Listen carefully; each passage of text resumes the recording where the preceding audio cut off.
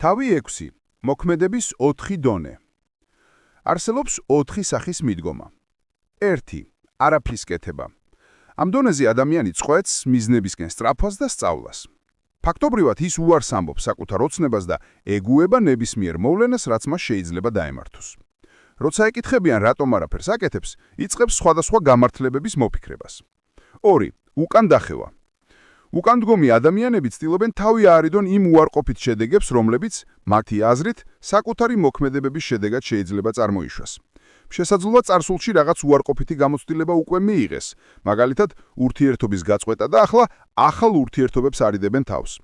ან ამბობენ, ბირჟა სისულელია, აღარაზროს ჩავდებ იქ ინვესტიციას, ან რა საჭიროა მოტივაციური წიგნების კითხვა თუ არაფერში მეხმარება.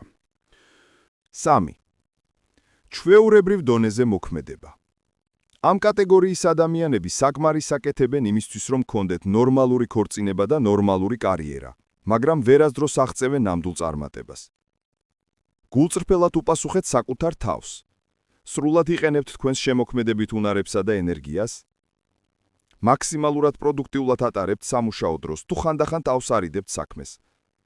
სავარაუდოდ ამ წიგნის მკითხველთა უმეტესობა სწორედ ამ დონეზეა, რადგან წინა ორი კატეგორიის წარმომადგენლები საერთოდ არ გახსნიდნენ მას.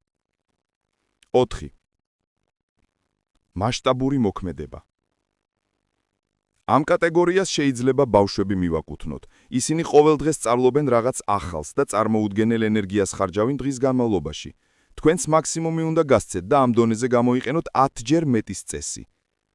დღის განმავლობაში 10-ჯერ მეტ კლიენტს დაურეკეთ. ახალი უნარების შესწავლას მეტი დრო დაუთმეთ, ვიდრე ადრე უთმობდით. როცა ადამიანები გეტყვიან, ასე ბევრს მუშაობ, როგორ არიღლები, ეს ნიშანია, რომ მასშტაბურად მოქმედებთ.